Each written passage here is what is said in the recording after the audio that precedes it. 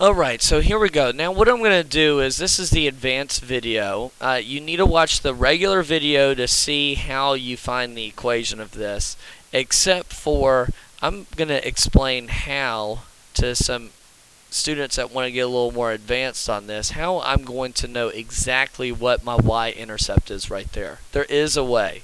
And actually what I'm going to do is I'm going to steal something that you learned back in 6th grade on how to find out exactly how where that line crosses the y-axis, okay?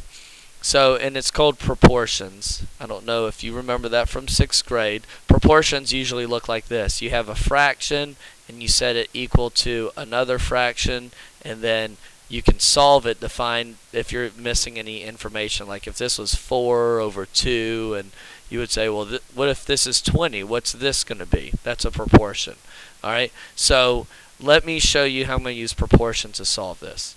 So now what we calculated was my slope says that anytime I rise 1, 2, 3, 4, 5, anytime I rise 5 places and I run over 1, 2, 3 places, if I rise 5 and I run over 3, I'm going to hit the line again.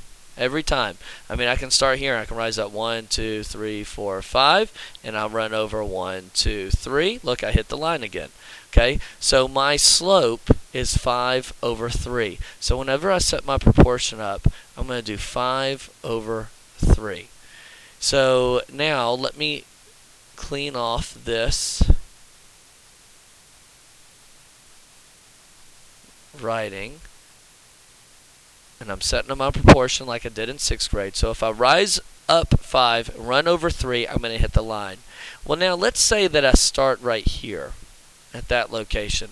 What if I run over 1, 2, 3, 4? What if I run over 4 places? How far up do I have to rise? And you see, now I've got me a proportion that I can find out how far up I need to rise exactly if I just run over 4 locations, okay? And if you're saying, well, how did you know to go over 4? Well, the reason I'm going over 4 is because that's when I hit my y-axis, because I'm trying to find my y-intercept. So what I'm going to use is common practice with solving proportions, and that is I'm going to cross multiply 5 times 4. 5 times 4 equals 20. And then you divide by 3. 3 will go into 20 6 times. 6 times 3 is 18 with a remainder of 2. So that means that 20 divided by 3 is 6 2/3. So that means